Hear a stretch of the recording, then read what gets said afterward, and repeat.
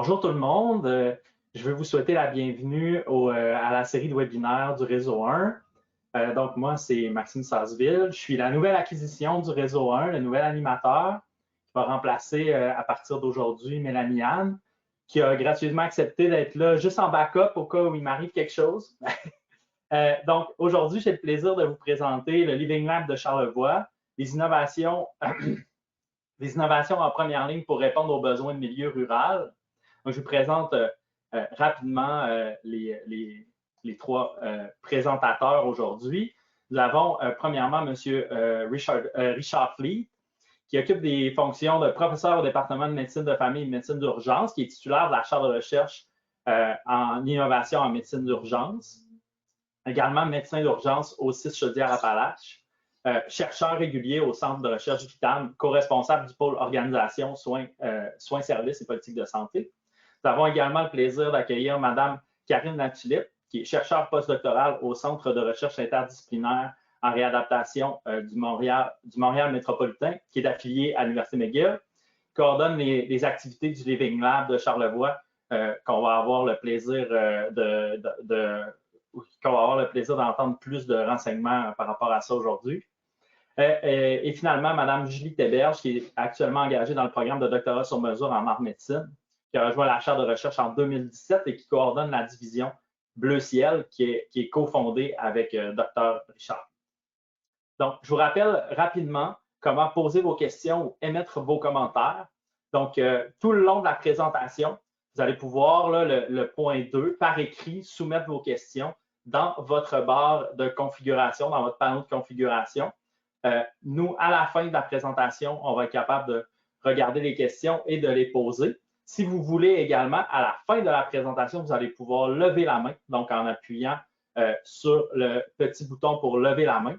On va pouvoir vous donner la parole si vous voulez poser les questions de vive voix. Donc, sans plus attendre, je laisse la place au présentateur pour démarrer la présentation.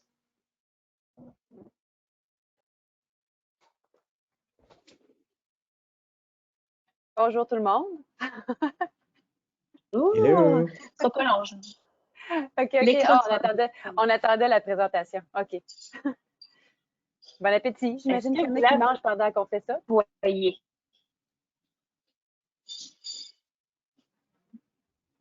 Alors, est-ce que vous voyez la présentation? Oui. Super. Alors, bonjour tout le monde, bonjour Réseau 1. C'est vraiment un honneur pour nous d'être ici avec vous aujourd'hui. Alors, on va faire cette présentation-là ensemble, Karine et Julie, moi-même. Merci Maxime pour la belle présentation et bienvenue comme animateur de Réseau 1 Québec. Merci à vous surtout de nous accorder ce que vous avez de plus précieux aujourd'hui, c'est-à-dire votre temps. Parce qu'en fait, le temps, on ne peut jamais le retrouver et les choix sont parfois difficiles. Ça m'amène à vous poser une question. Avez-vous l'impression que des fois, en recherche, on travaille très, très fort pour étudier une problématique, bien la comprendre, diffuser l'information, mais à quelque part, on n'arrive pas facilement à changer les choses? C'est l'impression que moi j'ai parfois, après plusieurs années de recherche. Et c'est pour ça qu'on a établi le Living Lab Charlevoix pour implanter très humblement des solutions rapidement. Karine, tu pourrais-tu nous dire les objectifs de la présentation d'aujourd'hui? Avec grand plaisir. Donc, ce qu'on avait le goût de partager avec vous, puis en fait que vous puissiez aller acquérir comme connaissance, en fait de comprendre les disparités rurales urbaines. Donc, c'est pourquoi on voulait faire un Living Lab en milieu rural. On va évidemment vous parler de l'approche Living Lab, puis de notre Living Lab, puis de l'approche Design Thinking qui est à la base de notre Living Lab. On va vous présenter des exemples d'implantation de solutions. Puis, on va vous parler, mais aussi vous faire vivre une méthode de transfert de connaissances créatives. Alors, je vous présente différents partenaires financiers, émotionnels qu'on a avec nous au Living Lab. Donc, on va vous présenter un peu les différents secteurs de partenaires. Vous allez voir que c'est vraiment très intersectoriel et très interdisciplinaire. Puis ici, je vous montre un tableau qui a été fait par un artiste de Charlevoix, donc Jean-François Racine, qui exprime somme toute assez bien cet enjeu-là que peuvent vivre finalement les soins et services dans les milieux ruraux. Et puis donc, j'invite Richard à vous en parler de cette disparité-là rurale-urbaine. Merci, Karine. Puis en fait, ce tableau-là a été réalisé à un moment où on souhaitait couper les services de traumatologie dans la région de Charlevoix. Et l'artiste de Baie-Saint-Paul, Jean-François Racine, a fait ce tableau-là dans un congrès de l'AMUC, l'Association des médecins d'urgence du Québec, pour vraiment illustrer les défis que représente la médecine d'urgence en région rurale. Alors, nous, on a étudié la médecine d'urgence depuis les 10 dernières années, puis on s'est rendu compte finalement de l'accès limité aux soins et aux services à travers la province. Donc, il y a vraiment une différence entre les régions rurales et urbaines. On doit transférer les patients sur de grandes distances, ça prend du temps. Il y a un accès vraiment différent sur le plan de l'équipement aussi, l'accès aux spécialistes. Puis après ça, on s'est posé la question, est-ce qu'il y a des conséquences reliées à cet accès limité-là? Et là, on a entamé une série d'études avec les données qui existaient dans la littérature, dans les bases de données que peut-être que vous connaissez. Prochaine diapo. Donc, on a d'abord étudié en ce qui concerne la mortalité d'accidents cérébrovasculaires. Est-ce qu'il y a une différence dans les régions rurales versus urbaines, la mortalité à 30 jours? Alors, on a étudié ça à travers toutes les provinces canadiennes, sauf le Québec qui n'avait pas donné de données à CAIRR. Puis, on a vu qu'il y a une mortalité à 30 jours 25 plus élevée dans les régions rurales versus urbaines, les hôpitaux ruraux versus urbains.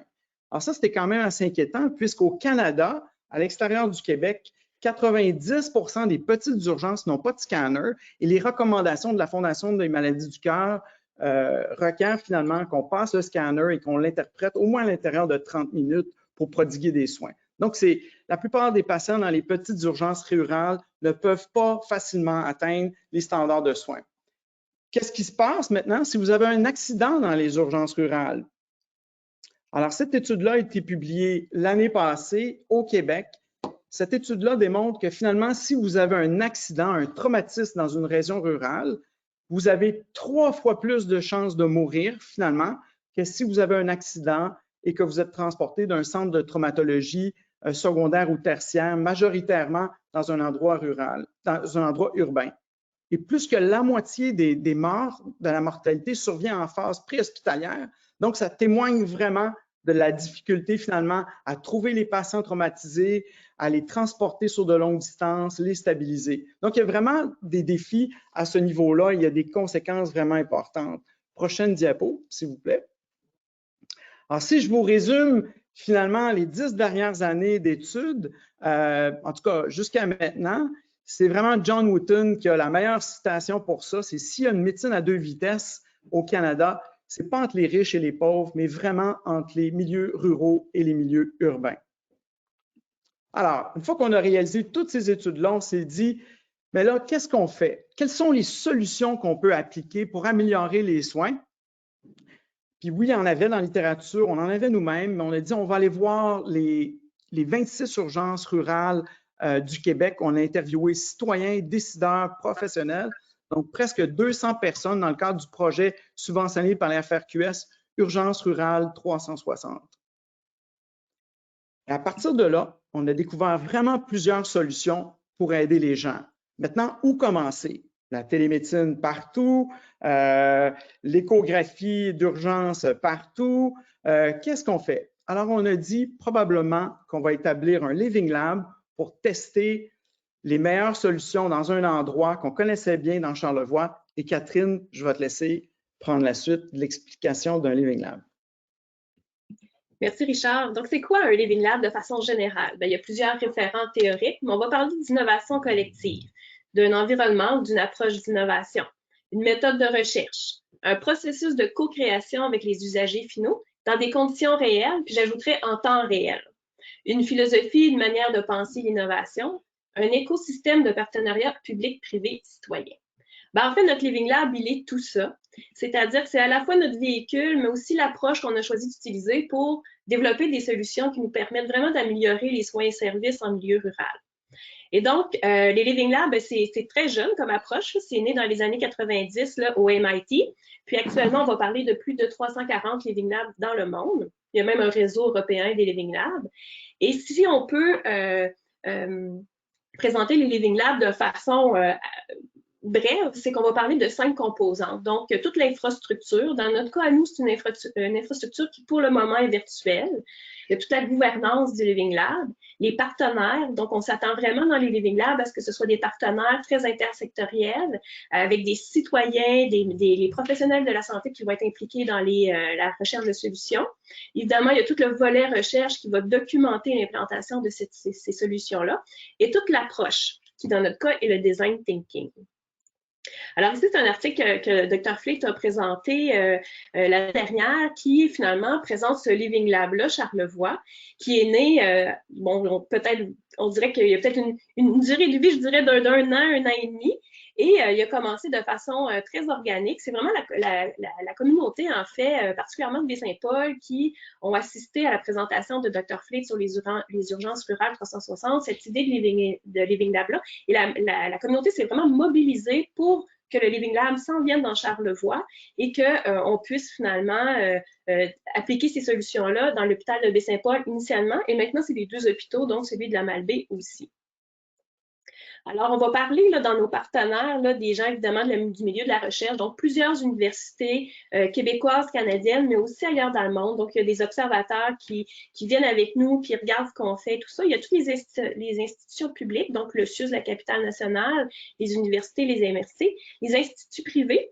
Donc, on a l'Association des gens d'affaires, par exemple, qui va être avec nous, et les citoyens qui vont prendre une place. Et là, à l'heure actuelle, on a 2 citoyens qui sont très actifs quand même, qui est un artiste et un chef là, de restaurant ici dans Charlevoix. Puis, éventuellement, selon les besoins des projets, on va aller chercher plus ou moins les gens qui sont les principaux concernés finalement par les innovations, les idées d'innovation. Et maintenant, je vais inviter Richard à vous parler du design thinking. Oui, mais merci Karine. En fait, c'est quoi le design thinking? C'est vraiment une approche qui a été développée dans le domaine du design, même l'ingénierie.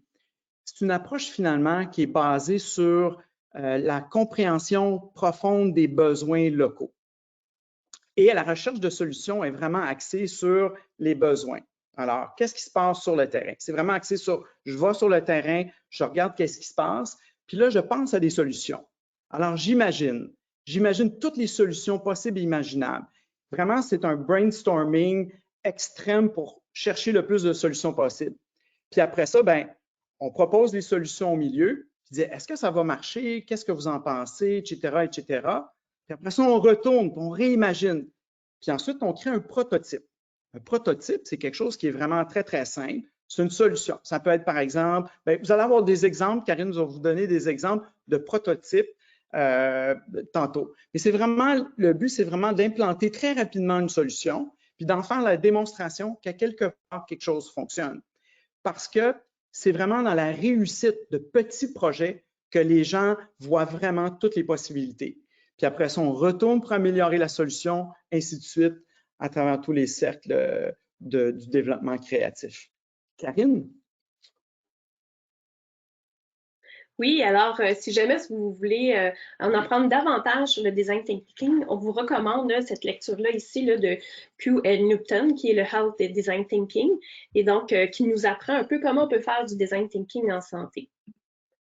Et là, on va vous parler de notre Living Lab. Donc, on avait des projets, ça a commencé, comme je vous disais, il y a un an et demi, et là, on est en janvier, février, on amorce des projets, donc on en a un qui est Reax, qui est l'utilisation finalement de cet outil-là, Reax, dans les ambulances, pour quand il y a des transferts vers Québec, éviter qu'il y ait une découverture parce que le médecin embarque dans l'ambulance pour aller à Québec. On veut voir si Reax, qui est un outil de visioconférence, mais même encore plus que ça, peut finalement permettre d'éviter cette découverture-là.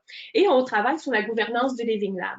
Et là, qu'est-ce qui se passe? Évidemment, arrive la COVID. Et là, il y a eu toute une réflexion, puis je vais laisser Richard continuer à vous parler de notre réflexion comme Living Lab par rapport à ça et qu'est-ce qu'on a décidé de faire. Fait que, ce qui arrive, c'est que quand la COVID a commencé, on a dit, on avait déjà des projets, puis on a dit, qu'est-ce qu'on fait? Est-ce qu'on prend une pause? Est-ce qu'on essaie de réfléchir à quelque chose d'autre? Puis les médecins nous ont dit, les médecins, les professionnels, les citoyens ont dit, abandonnez-nous pas maintenant. On a besoin d'aller de l'avant avec plusieurs initiatives maintenant. Et puis, et nous, on a peur. On a peur finalement de manquer de monde sur le terrain. Alors, fait qu'on a dit, ben écoutez, en même temps, on voyait tous les articles qui sortaient un peu partout sur la vulnérabilité des régions rurales. Alors, je siège sur le CA de l'Association des médecins d'urgence du Québec. Je représente les urgences rurales. Alors, à la suggestion des gens de Charlevoix, on a dit, ben, on va faire un sondage de tous les chefs d'urgence des 26 urgences rurales du Québec. Ce sondage-là vraiment démontrait plusieurs choses. Démontrait vraiment que les gens avaient peur, finalement, de se contaminer, avaient peur de contaminer les proches, avaient peur de ne pas être capable de transférer les patients COVID de façon assez rapide, étaient aussi des fois plus ou moins à l'aise avec toute la question des ventilateurs, etc. Mais surtout, une des raisons importantes, c'est donc que les gens ont eu peur de manquer de personnel. Est-ce que les médecins dépanneurs vont venir m'aider? Je vais être tout seul. On est juste quelques médecins finalement dans notre milieu. Alors, on s'est dit, la question de manque de personnel est vraiment importante. Est-ce que si on créait un stage et si on vous envoyait du monde, on préparait du monde, puis on vous mettait des joueurs sur le banc, parce que c'est ça la crainte, est-ce que ça pourrait être utile? Le sondage a révélé que oui, ça pourrait être utile. On est retourné à Baie-Saint-Paul, on a dit « Qu'est-ce que vous pensez de ça? » On a mobilisé, donc, prochaine diapo, les différents acteurs à nouveau pour dire « Voici l'idée, voici ce qui est sorti d'un sondage. Pour vous, c'est-tu cette réalité-là? Qu'est-ce que vous pensez si on amène des résidents, une espèce d'escouade tactique de personnes, mais qu'on crée un stage un peu bonifié par rapport à ça? » Prochaine diapositive, s'il vous plaît. Et je pense que là, c'est toi, Karine, qui embarque. Je peux prendre un relais certain. Et donc, dans l'esprit du design thinking, ce qu'on dit, c'est, ben, pourquoi on ne l'essaie pas? On ne l'essaie pas juste dans un milieu. On va l'essayer juste avec un seul résident, puis on va aller voir si cette idée-là tient la route. Alors, c'est de là est né un projet qu'on a qui fonctionne finalement, qui s'appelle le stage en innovation et leadership pour les résidents en médecine. Donc, l'objectif ici, c'était vraiment, d'une part, d'amener des résidents dans Charlevoix pour réfléchir avec nous sur comment on peut faire face à la pandémie, mais encore plus que ça, on s'est demandé c'est quoi les médecins ont besoin comme compétences quand arrive une crise comme ça. Ils ont besoin d'agilité, ils ont besoin de leadership, puis ils ont besoin de faire les choses autrement. Donc, on va développer un stage qui va permettre de compléter le cursus actuel, puis qui va venir aider finalement tout le monde à développer ces compétences-là. Alors, c'est qui les résidents qu'on reçoit? On a reçu jusqu'à maintenant des résidents en médecine de famille, médecine d'urgence, médecine interne. On a aussi reçu d'autres étudiants dans d'autres programmes de santé, donc un paramédical avancé, une finissante en ergothérapie. Et là, même, on est en train actuellement d'expérimenter, de prototyper un stage qui serait pour des personnes qui sont pas nécessairement dans le domaine de la santé, mais qui ont de l'intérêt à faire de l'innovation en santé. Alors, c'est un stage qui évolue au fur et à mesure des itérations, des cohortes, et on voit jusqu'à quel point il peut être utile et à qui il peut être utile. Et on aborde 5 thèmes à l'intérieur de ce stage-là. Donc, le leadership, créativité, innovation, la médecine rurale, évidemment, la gestion de pandémie, puis on a ajouté le bien-être et la gestion du stress. Non seulement parce qu'avant la pandémie, on voyait qu'il y avait un taux d'épuisement très important chez les résidents, les professionnels de la santé, les médecins, mais aussi pendant la pandémie, bien évidemment, ce stress-là est encore plus un enjeu. Donc, on a rajouté cet aspect-là dans le stage. Et finalement, on utilise vraiment une variété de modalités pédagogiques, donc les lectures d'articles scientifiques, de livres. On a des ateliers qui sont synchrones, donc live comme on fait aujourd'hui, mais asynchrone que les résidents peuvent écouter par la suite. On a des grands entretiens, donc on appelle c'est des entrevues en fait avec des leaders ou avec des innovateurs et on passe 1h30 avec eux où Richard va adresser des questions, les stagiaires vont adresser des questions et finalement on apprend à connaître cette personne-là et c'est quoi finalement les éléments importants et inspirants de ces leaders. Il y a toute l'expérience clinique en milieu rural, donc les résidents qui viennent vont avoir des gardes qu'ils vont faire dans les 2 hôpitaux. Puis finalement, une des modalités très importantes, c'est de diriger une équipe pour déployer une innovation. Donc, le résident va identifier une innovation qui aimerait faire un pas de plus à l'intérieur du stage et on va tous former une équipe pour le soutenir là-dedans et c'est lui qui va la diriger, ce qui lui permet finalement de mettre en pratique toutes les compétences qu'il aura apprises par les autres modalités pédagogiques. Et on voulait vous montrer quelques exemples. Donc, une résidente qui est en médecine familiale qui s'est intéressée au port du masque avant qu'il soit obligatoire.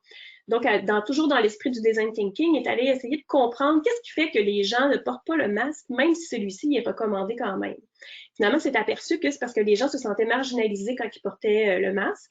Alors, on a fait un événement avec les artistes de la région où ils sont venus peindre sur les masques, non seulement pour le rendre beau, finalement c'est une œuvre que tu portes sur ton masque, mais aussi pour sensibiliser au port du masque. Donc, il y avait le docteur Joanne Liu, qui était venu d'ailleurs à cet événement-là, puis qui avait fait une présentation pour expliquer en quoi c'était intéressant de porter le masque, en quoi on réduisait les risques de contamination.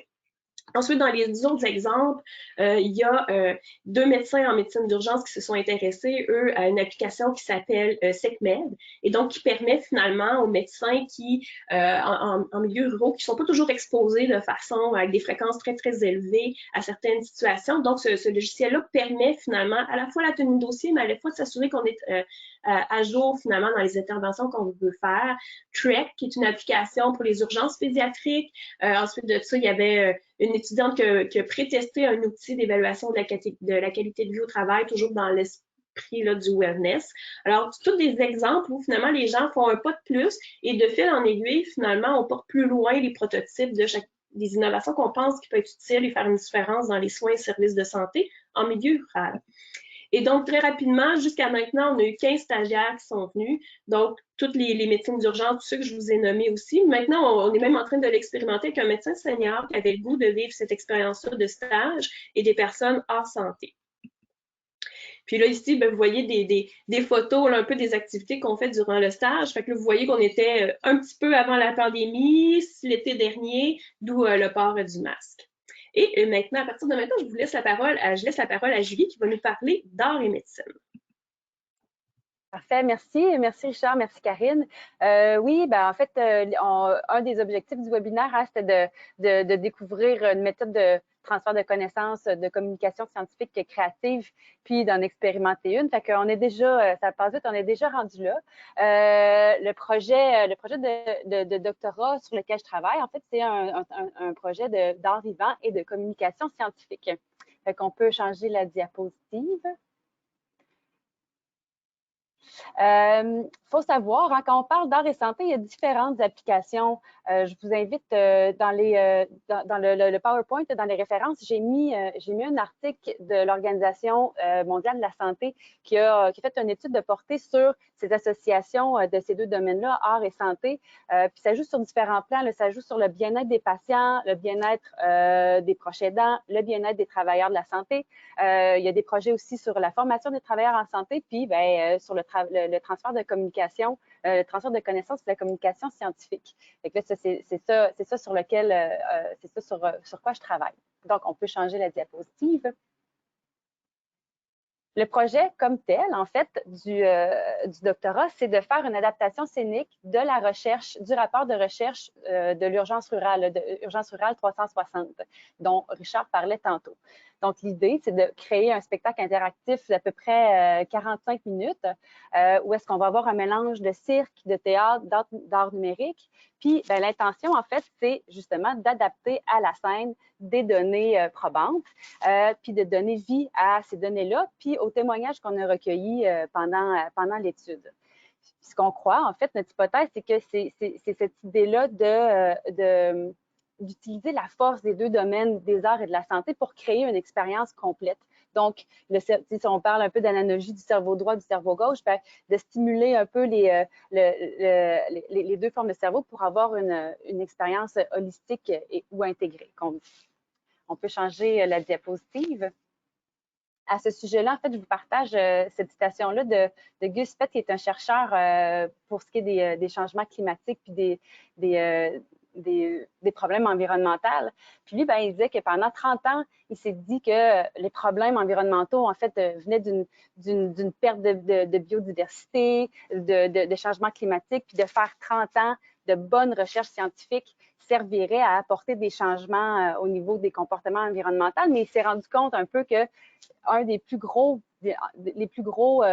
problèmes était surtout l'apathie, être avare ou être égoïste. Puis ça, ça demande une transformation spirituelle et culturelle. Puis ça, c'est peut-être plus difficile pour les scientifiques à apporter. Donc, c'est cette idée-là d'amener les artistes pour aller toucher les gens, pour amener un peu plus loin ces données-là scientifiques qui sont très importantes, mais qui ne trouvent peut-être pas toujours les oreilles qu'ils devraient trouver pour apporter les changements nécessaires. En gros, l'objectif du projet de recherche, en fait, c'est tout d'abord de décrire le processus de création. Faut savoir que c'est peu commun d'avoir une rencontre de ces cultures-là de recherche scientifique et de recherche artistique dans le but de la création d'un spectacle. Donc, je vais documenter tout le processus de création. Puis après, en fait, l'idée, ça va être de mesurer l'impact du spectacle sur l'intérêt et la satisfaction de l'expérience de la communication, de la stratégie de communication scientifique, sur la compréhension puis la rétention des informations qu'on va avoir transférées, puis sur l'intention de changement ou la contribution au changement suite au spectacle. Puis ce qu'on va faire après, c'est comparer cet impact-là aux méthodes plus traditionnelles de lire un rapport ou de suivre un webinaire. Puis on va être capable de voir s'il y a une amélioration, si ça contribue ou pas. Le processus, en fait, on fonctionne en fait de la façon du design thinking en prototype. On a déjà fait un premier prototype de travail artistique au mois de juillet l'année passée, entre les deux vagues. Donc, on a travaillé pendant une semaine au manoir à Charlevoix. On a fait une première itération du spectacle, ce qui nous a permis après ça de retourner, bonifier, faire des plans B, C, D, E, F là, avec tout ce que la pandémie amène. Mais là, on est sur le point de faire une deuxième semaine de prototype au mois d'avril dans les bureaux des 7 doigts de la main qui sont un de nos partenaires avec l'École nationale de cirque. Puis après ça, dans la troisième itération, on a 2 semaines encore de création pour peaufiner la patente, comme on dit. Puis ça va culminer en fait dans l'étude d'impact où on va faire 2 représentations, puis on va faire des focus groups, des questionnaires avec les groupes qui vont être soit dans la lecture du rapport, le webinaire ou le spectacle. Fait que ça fait un peu le tour. Ça fait un peu le tour de mon étude de ça. Fait que là, on en a parlé, on parle, on a des diapositives, puis on s'est dit, tu sais, et si on faisait une expérimentation avec vous? Puis, donc, Karine, Richard et moi, dans la dernière semaine, on a travaillé à préparer un webinaire PowerPoint plus traditionnel, mais on a aussi des mois passés, là, on a aussi fait une vidéo promotionnelle qui explique le Living Lab. Fait qu'on s'est dit qu'on aimerait ça vous la présenter elle aussi. Puis après ça, au retour, peut-être, oui, répondre à vos questions, mais aussi prendre vos commentaires par rapport aux 2 expériences plus traditionnelles et plus créatives. Fait qu'on serait prêt. Je pense que tout va bien aller côté technologique, mais on s'est aussi posé la question, on fait-tu ça, on fait-tu pas ça? La technologie, ça va-tu laguer? La vidéo va-tu passer? Fait que là, on s'est dit, OK, prenons un risque. On va voir ce qui va arriver. Parce que innover, c'est aussi se mettre vulnérable puis prendre des risques. Fait qu'on fait ça avec vous autres aujourd'hui. Geronimo.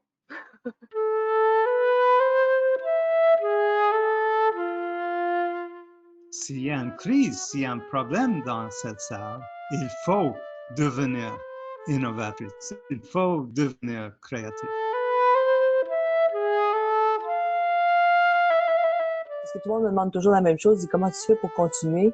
Et puis moi, je dis toujours, mon objectif, c'est les patients. Donc, c'est juste ça, c'est cet objectif-là. C'est à travers la forêt d'obstacles, là, je vois les patients, puis les gens que je vais sauver, puis les gens pour qui je vais faire une différence.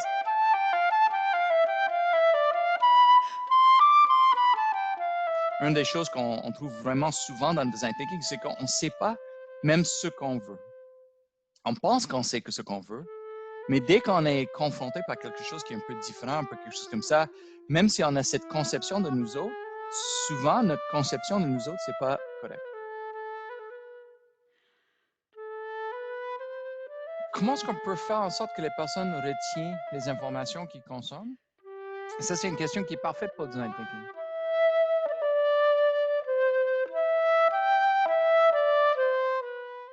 Et je pense que ça, c'est quelque chose d'essentiel.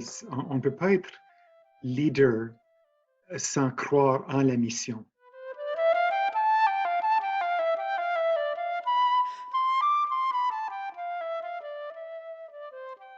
Alors, le Living Lab Charlevoix, c'est vraiment un espace de co-création pour améliorer la santé des citoyens dans les régions rurales. C'est un endroit qui était au départ pensé comme étant un hôpital rural modèle dans lequel on voulait proposer des solutions qu'on a étudiées depuis les 10 dernières années.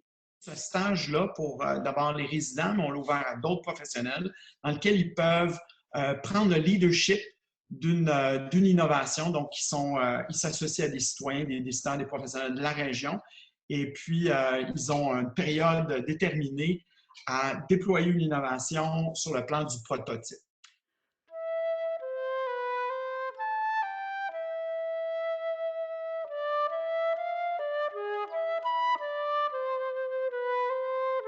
Alors, on commence avec le prototypage. Et pour moi, ça, c'est un moment où la créativité, c'est encore plus important parce que le prototypage, ce qu'on essaie de faire, c'est de rendre ça le plus, je ne sais pas, représentatif du problème, des idées qu'on a, mais avec le moins de coûts, avec le moins de temps. On fait ça avec des semaines, peut-être une semaine. Alors, on va faire un prototype d'un spectacle dans une semaine. Okay, qu'est-ce qu'on fait faire?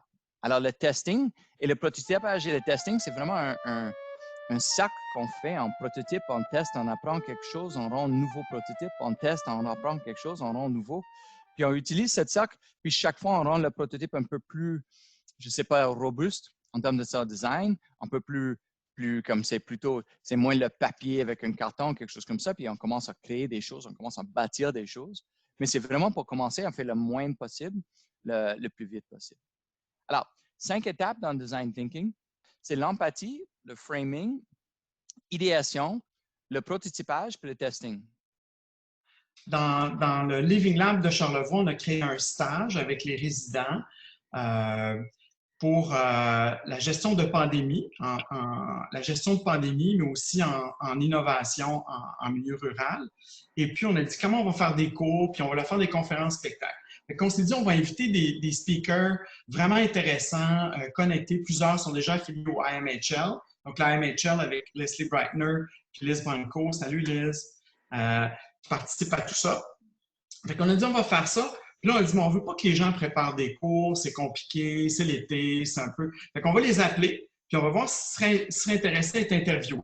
Fait qu'on pose des questions, et puis, fait que les questions portent sur différents sujets. Généralement, c'est sur le leadership, la créativité, l'innovation. Ça porte sur le wellness. Ça porte aussi sur le milieu rural ou la gestion de pandémie. Des fois, on essaie de toucher à tout dans la même conférence. Ça porte aussi un peu sur le background de la personne qui est invitée. Parce que les personnes qui sont invitées, on fait beaucoup de choses pour la société.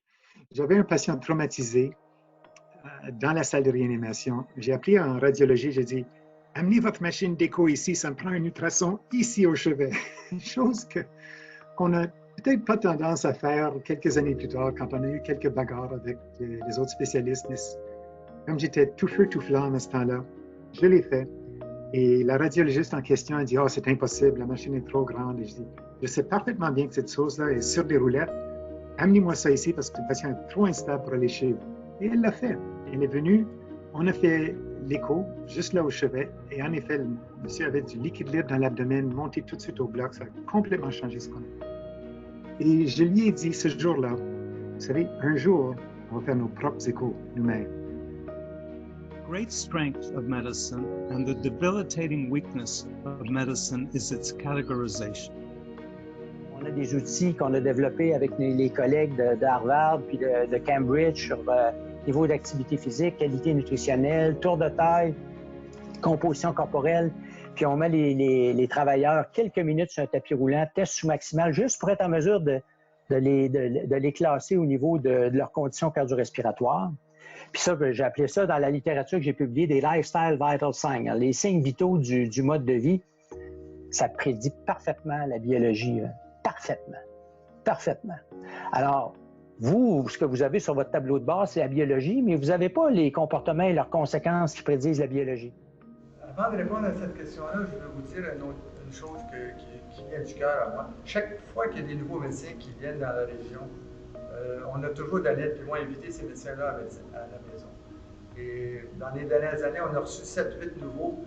Puis ce que je leur disais, je leur disais toujours à la fin, bienvenue, puis j'espère que vous allez être aussi heureux que moi. J'espère que vous allez. Mais le bonheur en région, ça se crée, ça se fabrique aussi. Alors, investissez-vous, aimez votre métier, aimez la région, apprenez à aimer les gens qui sont vos patients, pas juste comme des individus, comme faisant partie d'une communauté. Et la communauté fait en sorte qu'elle va vous remettre ça, votre investissement. Et donc, pour moi, une pandémie, c'est un phénomène socio-économique. Et je dis toujours qu'une épidémie commence dans une communauté et se termine dans une communauté. Et donc, il faut que la communauté s'approprie l'épidémie. Et c'est pour ça que je trouve ça intéressant les régions rurales, parce qu'elles ont été peu affectées. Donc, c'est une espèce de menace un peu ésotérique, un peu difficile à imaginer. On n'a pas eu les morts par dizaines en région. On n'a pas eu des camions réfrigérants à l'extérieur des hôpitaux ou des centres de longue durée pour personnes âgées. Et donc, c'est important de s'assurer que les communautés s'approprient c'est quoi la COVID-19 puis pourquoi on doit faire quelque chose.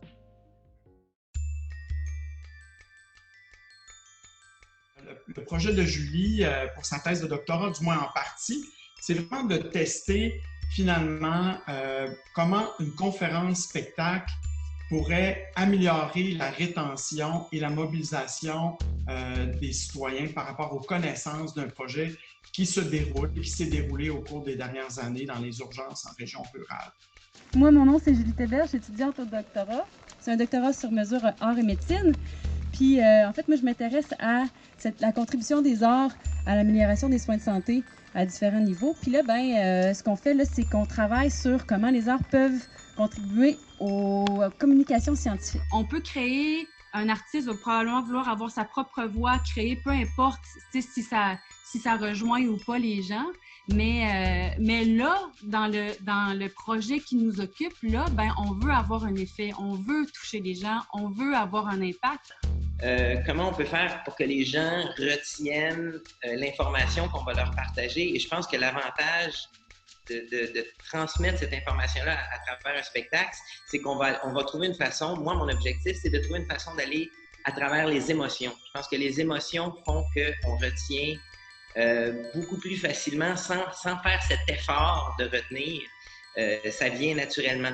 On a des résidents ont implanté un projet de dossier médical. On proposait un projet de dossier médical intelligent qui s'appelle SecMed. C'est une plateforme électronique qui permet d'écrire tes notes médicales, mais aussi qui est une communauté de pratique, c'est-à-dire qu'il y a un savoir commun qui est implanté sur un logiciel électronique qui permet aux médecins qui travaillent à l'urgence, en même temps de travailler, d'avoir accès à de l'information en tout temps pour améliorer la qualité des soins aux patients. C'est une plateforme qui a été créée par un médecin d'urgence d'Outaouais, c'est le docteur Sylvain Croteau. Ce qui nous a allumé le plus, c'était d'avoir un outil qui permettait, dans une communauté où que la quantité de patients urgents est très limitée, ce qui fait que lorsqu'on a moins d'exposition, ça peut être plus difficile de rester à jour sur une panoplie de situations cliniques. Donc, nous, on a vu cette plateforme-là comme un outil permettant à ces médecins-là de rester rapidement à jour dans des situations critiques au département d'urgence. Puis c'est ça qui nous a allumé beaucoup dans ce projet-là. Et ce projet-là, SecMed, on a parlé avec l'innovateur, l'instigateur de ça justement hier, et c'est en voie de déploiement là, vraiment partout dans la province. Donc, on est très fiers que Charlevoix a participé un peu à ça. Donc, ça, c'est un exemple. Un autre projet, c'est l'implantation de Trek dans le Living Lab de Charlevoix. Qu'est-ce que c'est Trek?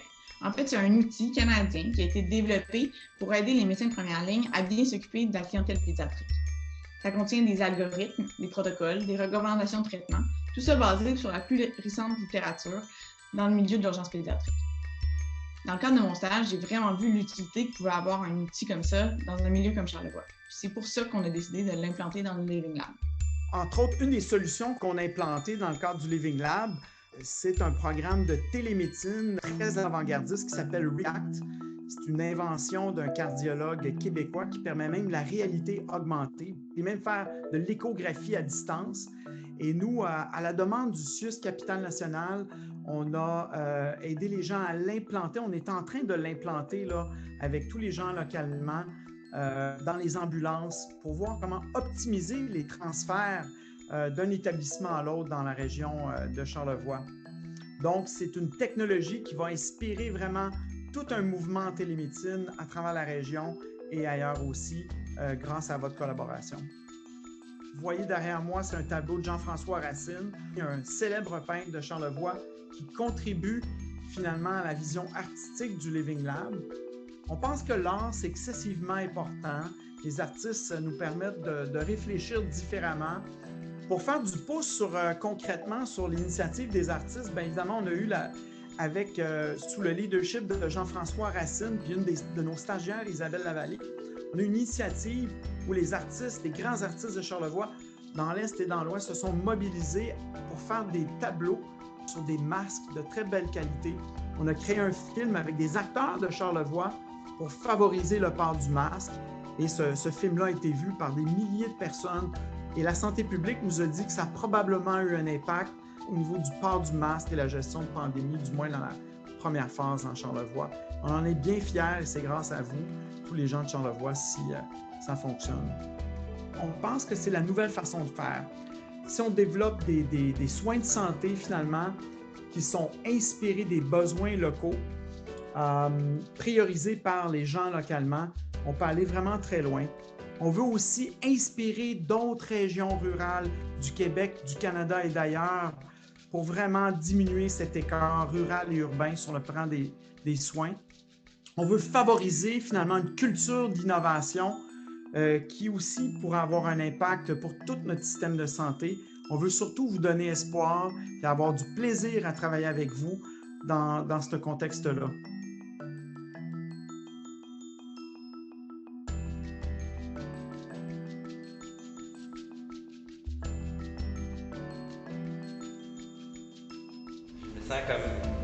Probablement comme beaucoup de gens dans des urgences rurales. Je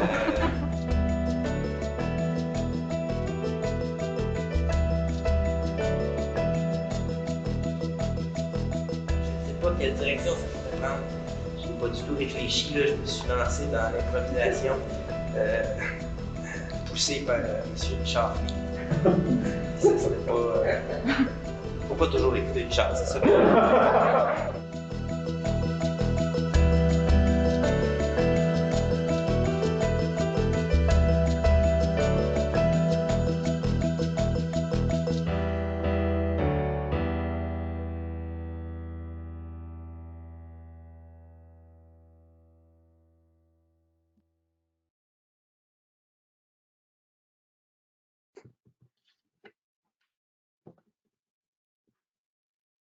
Alors? Richard, est-ce que tu veux nous faire les messages clés? Bien, je pense que le film résume bien les messages clés. Moi, je suis surtout intéressé de savoir qu'est-ce que vous en pensez. Vous avez vu une présentation traditionnelle, vous avez vu une vidéo qui reprenait plusieurs des mêmes messages. C'est quoi l'impact différent? Ce n'est pas une étude ici aujourd'hui, mais dans l'esprit de design thinking, peut-être que c'en est une. Alors, on a, je pense, plusieurs stagiaires du Living Lab qui sont avec nous aujourd'hui. Si jamais il y a des questions, moi, je dirais, Maxime, on comprend que la vidéo, on ne peut pas les mettre en vidéo maintenant à cause de la bande passante. Alors, Maxime, moi, je vous laisse, j'aimerais remercier Julie et Karine pour votre excellente présentation, mesdames. C'était vraiment super cool. Et puis, merci à Mélanie-Anne Smithman qui nous a invités, qui suit un peu l'évolution de ce projet-là depuis le début, qui a travaillé aux premières versions, même écrites. Mélanie-Anne, c'est une absolue superstar. Donc, merci beaucoup, Mélanie-Anne. On sait que tu es là en backup pour Maxime qui fait un excellent travail en animation, mais que tu vas passer à autre chose dans ta vie. Donc, merci beaucoup pour tout ce que tu as fait. Maxime, on te cède la parole. Oui. On voit que je n'ai pas encore mon rôle de MC dans les mains. C'est un peu un travail de partage. Merci énormément. C'était tellement intéressant. C'était surtout très inspirant. Donc, c'est vraiment ce qui me reste en tête. C'est la première fois que je vois une présentation qui a l'air de ça. C'est comme un peu particulier, ça me chamboule un peu en dedans. Je trouve ça quand même intéressant. Ça me chamboule dans l'esprit aussi de comment je vais faire mes choses éventuellement. Mais je trouve ça vraiment, vraiment, vraiment très intéressant. Donc, on a des premières questions. Bien, premièrement, des gens qui vous félicitent dans la boîte de questions. Donc, ils utilisent la boîte de questions pour vous féliciter. Donc, ils se joignent à moi. Là. C'était vraiment une super présentation. On a également des questions pour savoir comment on fait pour s'impliquer. Donc là, vous nous avez donné un peu l'eau à la bouche avec des belles équipes, des vidéos de plein de personnes qui s'impliquent, qui cogitent ensemble, qui font des remue-ménages. Comment les gens, soit de votre région, dans le Living Lab, puissent s'impliquer à travailler sur des projets avec vous?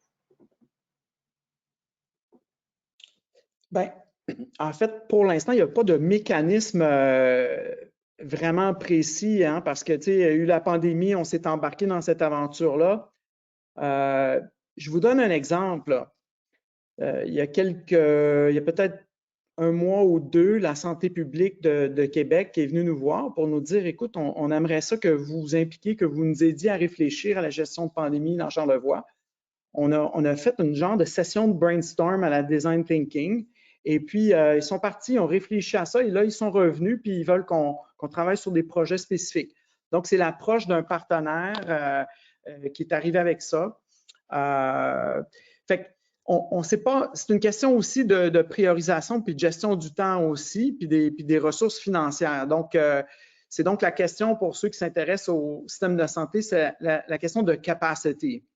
Évidemment, moi, je me suis engagé quand même à améliorer les soins dans les urgences rurales en raison de cet écart-là. C'est aussi mon champ d'expertise. Donc, j'espère qu'on va pouvoir mobiliser les médecins d'urgence à aller plus loin dans toutes ces solutions-là. Mais c'est assez agile, donc on ne sait pas trop encore comment ça va évoluer. Il y a des projets quand même qu'on a dit on ne peut pas s'impliquer dans ça tout de suite. On n'a pas l'expertise, mais on va voir avec le temps et ça à suivre. Oui?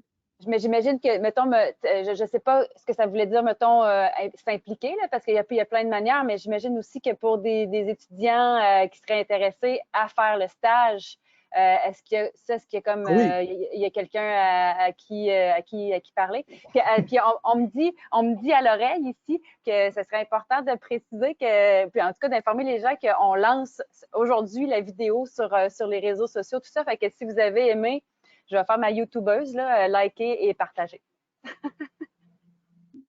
C'est tout. Merci, Julie.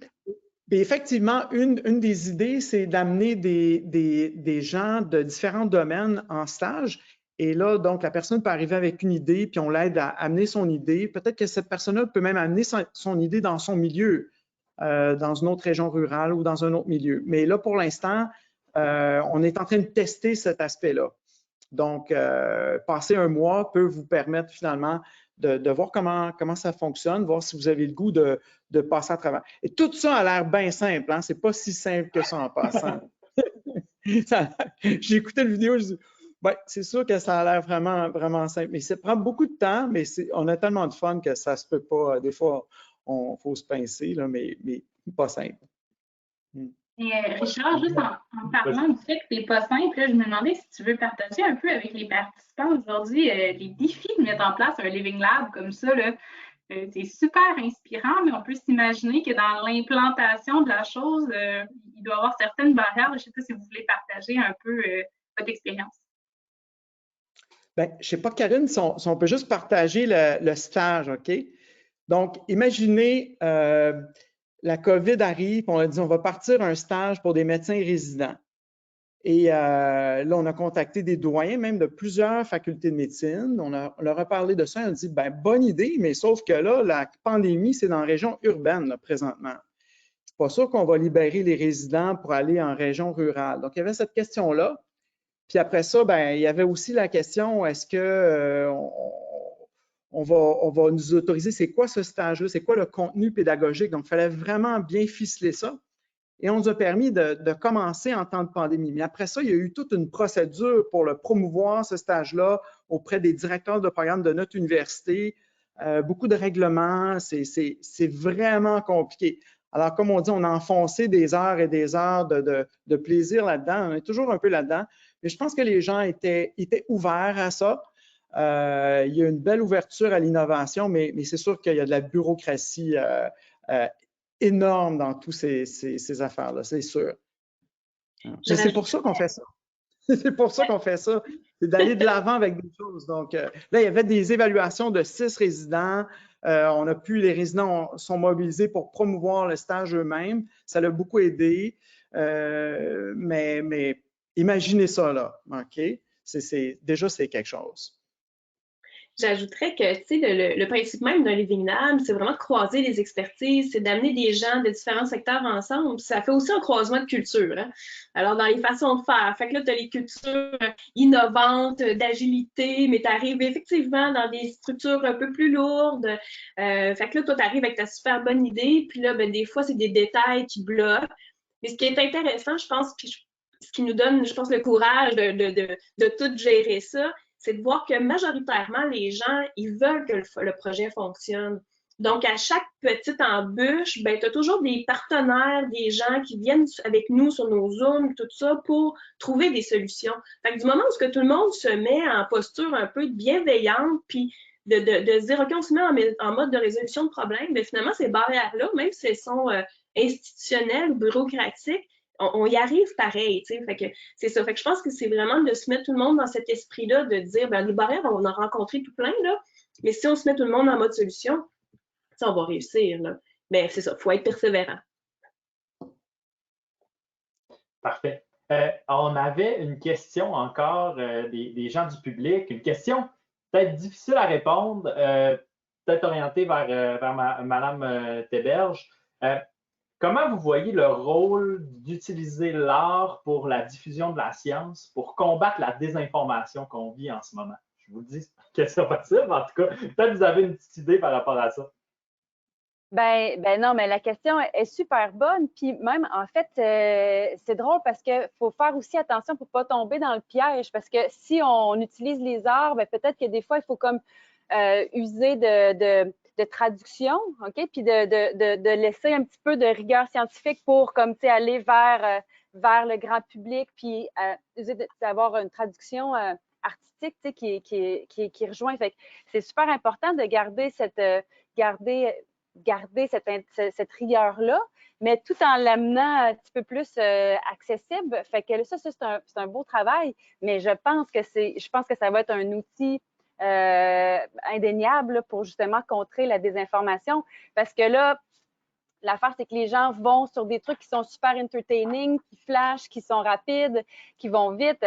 Fait que là, ton article qui est 15 pages, puis ton webinaire qui dure 1 heure, ben même s'il est très instructif et très important et essentiel, ben là, il faut que tu fasses compétition quand même à YouTube et tout ça. Fait que je pense, mais en même temps, sans tomber dans le piège du truc qui flash, il faut qu'il y ait de la substance quand même. Mais oui, je pense que ça peut être super intéressant pour justement contrer ça. Mais il y a des beaux enjeux aussi qui sont soulevés dans tout ça, là. Dans le respect de la culture scientifique, dans le respect de la culture artistique, puis aussi dans être capable d'aller faire compétition à une panoplie de suggestions qui sont pas ni bonnes artistiquement, ni bonnes scientifiquement, là. Merci beaucoup. Ça nous donne quand même des outils parce qu'on vit dans un moment où on diffuse énormément puis qu'il y en a vraiment beaucoup.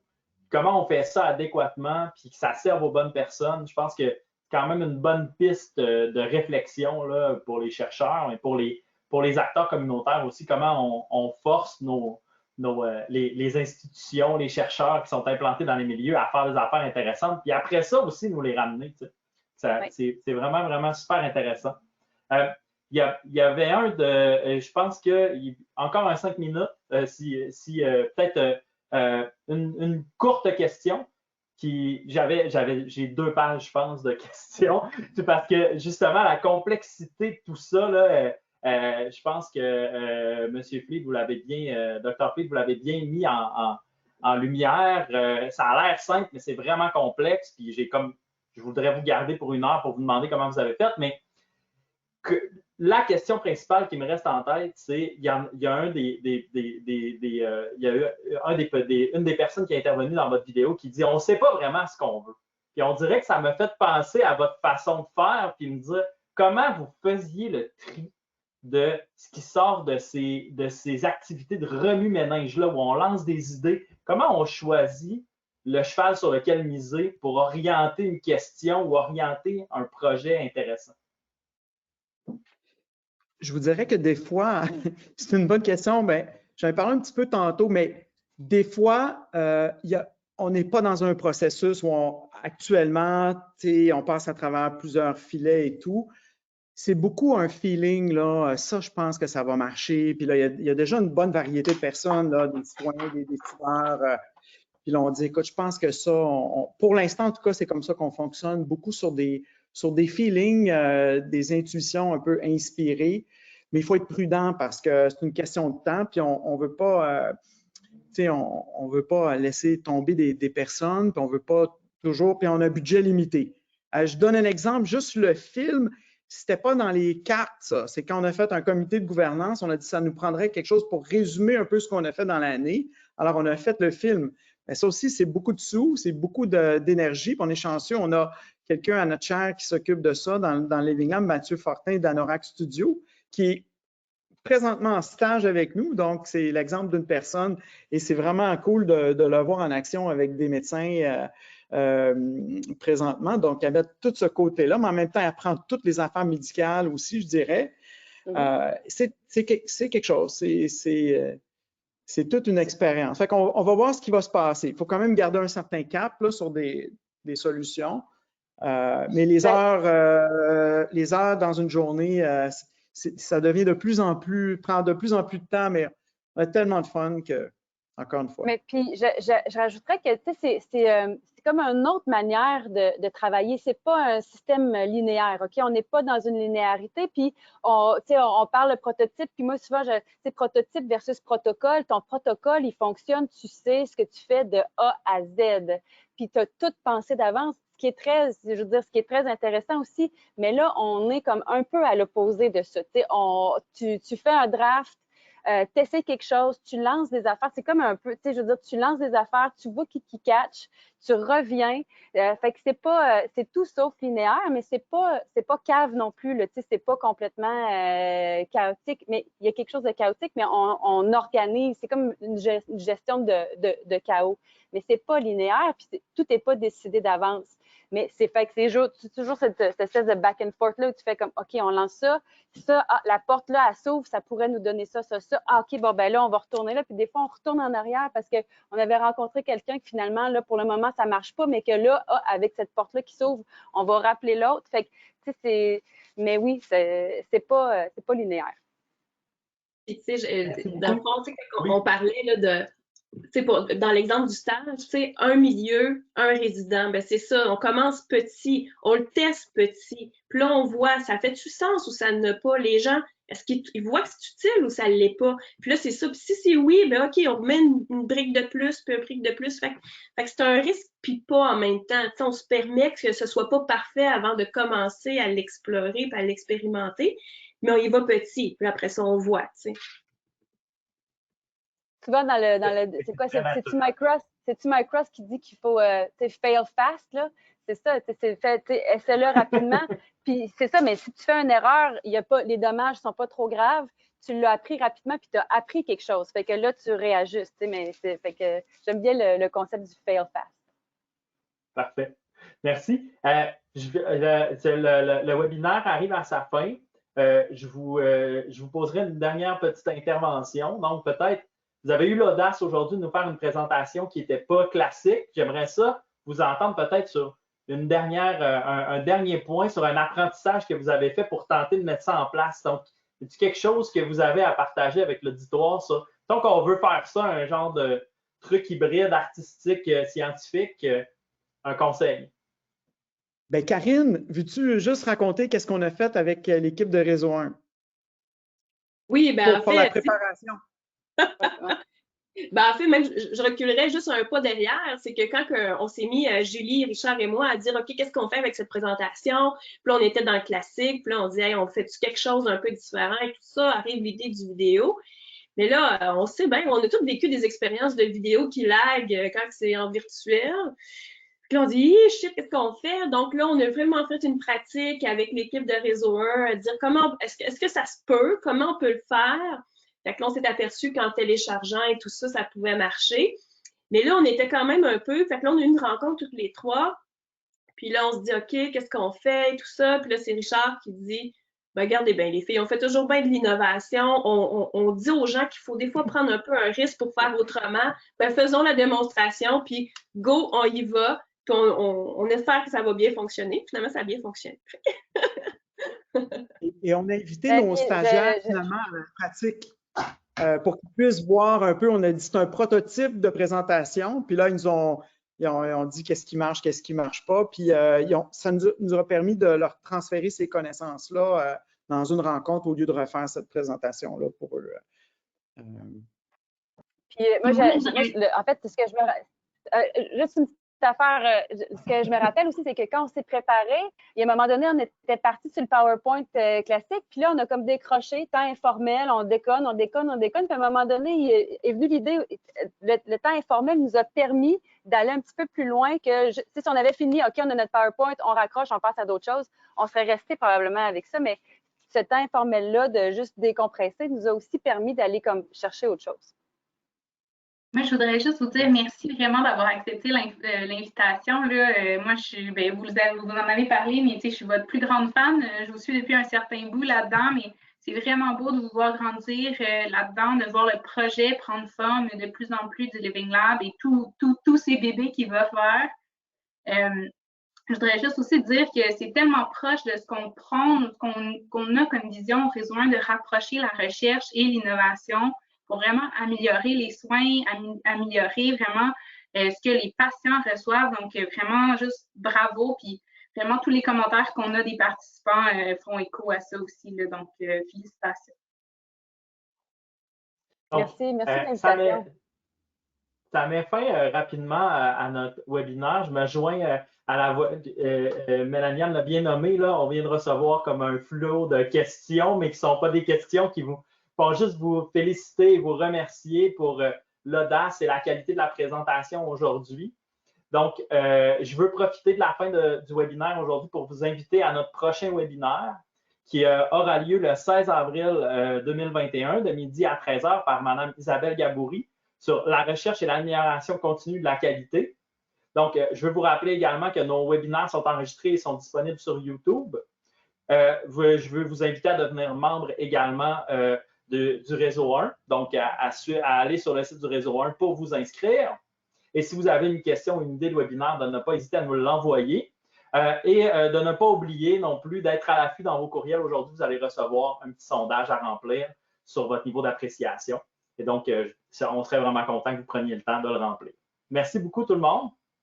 On se voit au prochain webinaire. Merci. Merci.